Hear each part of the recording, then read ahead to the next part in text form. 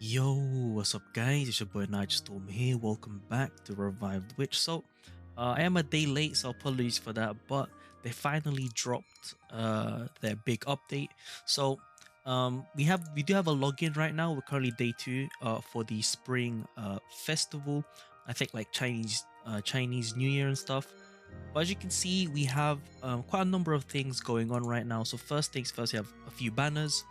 So we're starting off with Carol, and then Amane after that, and then an Awakening Summon after that, which is a rerun for Cortana.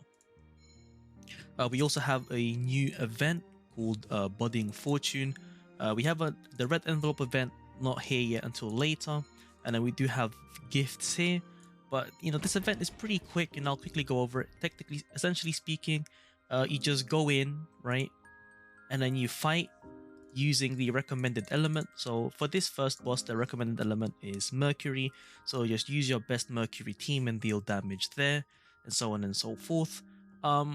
Technically speaking, you only need to get 300k points to get the avatar, but I already have it because it's a rerun of a previous event. I'll just quickly show you. It's all the way down here. Oh, I don't have it on this account. Never mind, my non-free-to-play account has it. I kind of messed it up on my free-to-play account, so this will be my first time getting it. But in any case, now that's out of the way, let's take a look at the first banner to drop. So this was the character I believe was shown on my previous video about RevivedWitch being kind of silent, and it's Carol, Ode to Iris. So she is a destroyer, saltstone, and let's take a look at her skills. So as per usual, when we do these character reviews, keep in mind that their skills are maxed out at level 5 active skills and level 2 passive skill. So her first skill is called Gorgeous Strike. It costs 3 order to use, and it strikes the enemy's front row, so the enemy in front 2 times, each time dealing physical damage equal to 300% of her own attack, totaling 600% physical damage. Her second skill is called Wheel Sword Dance. It costs 4 chaos to use, and it attacks all enemies 3 times, each time dealing physical damage equal to 240% of her own attack, and inflicts enemy targets with a debuff for 10 seconds called Timid, which decreases the target's physical and magic defense equal to 15% of her own attack for 10 seconds.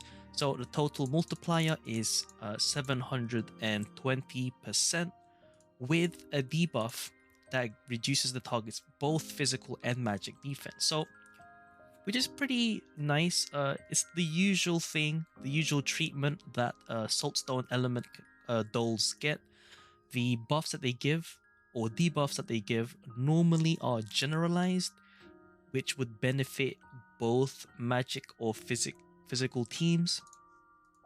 And then last but not least, her passive, Noble Glory, when dealing damage, inflicts extra physical damage equal to 30% of her own attack. So I am unsure if this is general damage, as in anyone dealing damage, right? And then it inflicts 30%, or if it's only instances where Carol deals damage. Now, this can quickly be alleviated by checking another doll that has a similar passive. If I remember correctly, there's a few, so I'll quickly check them all, right, if I don't find the right one.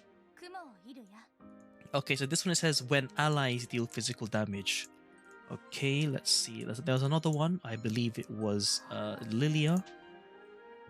Aura's Blessing. Doll skills deal extra magic damage to all enemies. Okay.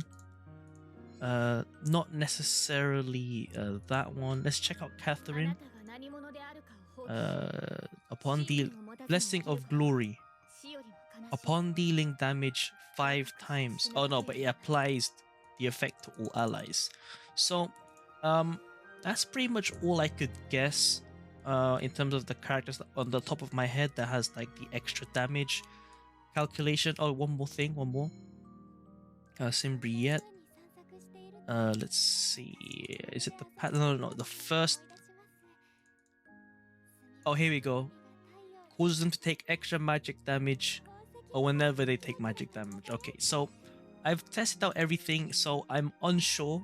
I would have to test that out myself, the passive, whether it's only instances of Carol dealing damage or if it's any doll in the team dealing damage. If it's the latter, then this is actually a pretty nice passive for free damage.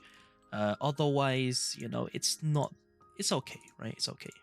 Now let's take a look at her unique equipment and see how it is. So her unique equipment, her a rapier, there you go. It's called Odomera. And what it does is, after combat starts, attack increases by 1.65% every 5 seconds. Okay, stacks up to 15 times. So what that means is after 75 seconds, the attack buff is maxed, right? Which is, you know, a relatively long time to max out the passive. And then at max level, at max skill level, the attack increases by 2.4% every 5 seconds. And so at the maximum level, the maximum stacks would bring the attack buff from 2.4% all the way to 36% attack after 75 seconds. So I'm not a big fan of the unique equipment, as it's, you know, a slow riser, but you know, it is something, right? Overall increase in damage, and you do want to pull the UE if you're planning on raising Carol. So overall, she does have an interesting kit. I believe she is the first character, if I'm not mistaken, the first character to have a both a physical and a magical defense reduction. I'll quickly double check just in case I've made an error there, but I'm actually pretty confident that she is the only character that debuffs both physical and magic defense. But yeah, overall, I think she's an interesting character to get. I would say probably definitely more useful when it comes to, I guess, the current event when you're only creating Saltstone teams. But for the time being, her reduction to both magical and physical only benefits if you're doing rainbow teams, because for now, Saltstone characters are mostly physical damage dealers. I believe none of them are actually dealing magic damage. I guess for normal attacks, I guess when it comes to healers, as in their basic attacks are magic, but for the most part, most of the damage dealers for Saltstone are physical. So I guess you can use her for like general scenarios if you're looking for someone like to help you progress in story and stuff. But yeah, overall she's a decent pick. As I've said in my previous video, that I am planning on seeing if I'm able to pull the characters so I can live review them, and so I'll be doing the half off. As you can see, my UR guarantee is actually pretty low, so we have a good chance of getting Carol here so I can test her out. So I'll go ahead and do that. So we'll do a multi. Okay, we got a UR for our half off. Would be nice if I got the UR earlier, but you know, it is what it is. Okay, let's see who we get. Dark Anemone. I was planning on getting Dark Anemone from the Golden Petal shop, but I guess I won't have to now. I'll make a review on her anyway. Okay, the visual's kind of buggy.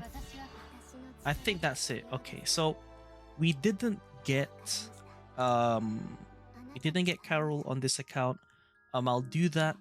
I'll see if I can get her on my non-free-to-play account and review her there, but you know, at least we got someone new. But yeah, overall, I think she could be fun to use. But overall, she doesn't really give that much utility outside of the defense reductions for hybrid teams. So, you know, for now, she seems to be kind of niche, but she might see some use further down the line. So you could see her as kind of like a pick her up just in case, but she isn't limited, so there's that. If you got any more questions in regards to Carol, do let me know down in the comments below, or RevivedWitch in general. It's been your boy Nitrostorm. I'll see you guys in the next stream or video. Peace.